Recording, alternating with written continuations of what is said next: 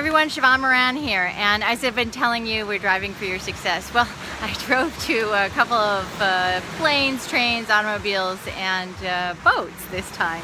And we're on Richard Branson's island, Necker Island. I'm here hanging out with my new friend, Jeff Walker, and I wanted to give you some of his points of wisdom. And I know he's probably one of the most authentic marketers I've met that really gets the heart and the message and the online business working in the right direction. So I thought we'd get him in front of you and share with you some really cool stuff. So, Jeff, tell me about heart and online and authenticity and foundation. You know what? I think there's a global shift going on right now, and I think everyone always says that and everything thinks that, but the reality is like right now in the online world, I've been selling online since 1996, and for the first 10 or 15 years of that, you were sort of in a vacuum. Like you would send out an email, and then some people would respond to you, but they weren't all connected. But now with social media, everyone can talk to everyone else, and everyone can see what your lifestyle is and see what you're bringing to the world. And the reality is that I think authenticity doesn't. It's not just. I used to say authenticity wins because I think people can really feel it. I mean, when they're getting your email, you're reaching them in a very private place in their inbox. So I used to say authenticity wins. Now I think authenticity is absolutely necessary. In a long term, you can't win without it because everyone can see the values. They can see how you're living with social media. So I think it's hugely.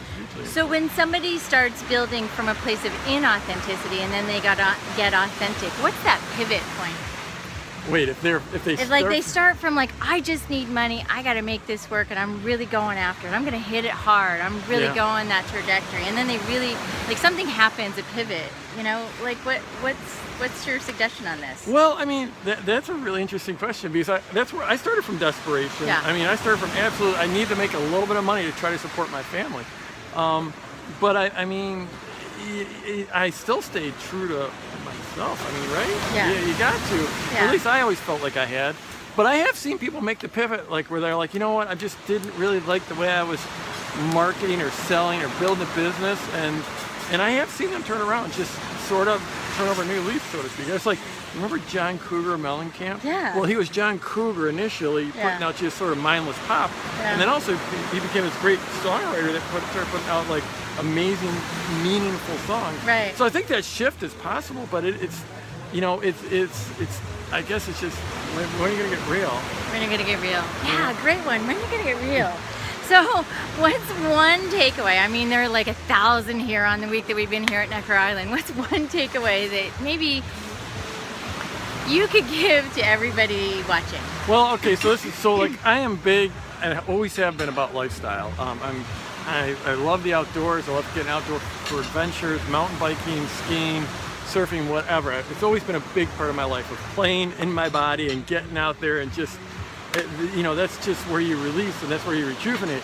And I've always been that way, and I came here that way, but I always felt like it sort of did limit my upside a little bit.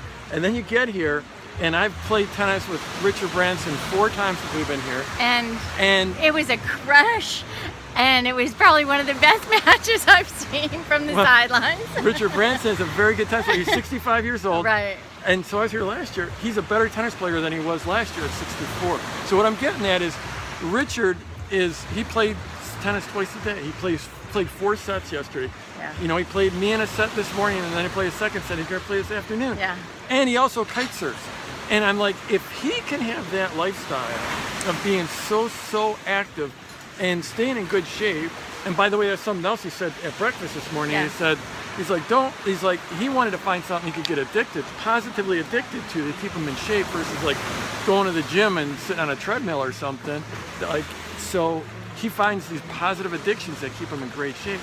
And he's got an incredible lifestyle here. And oh, by the way, he's got 300 companies and he's a billionaire and he owns a private island. And so it just shows that there's no limit to what you can do in terms of having a great lifestyle and still having a insanely successful business and creating an unbelievable impact in the world. Jeff Walker and I, putting it down, driving for your success. Subscribe below, say hello, give us your comments, and share the love. See ya.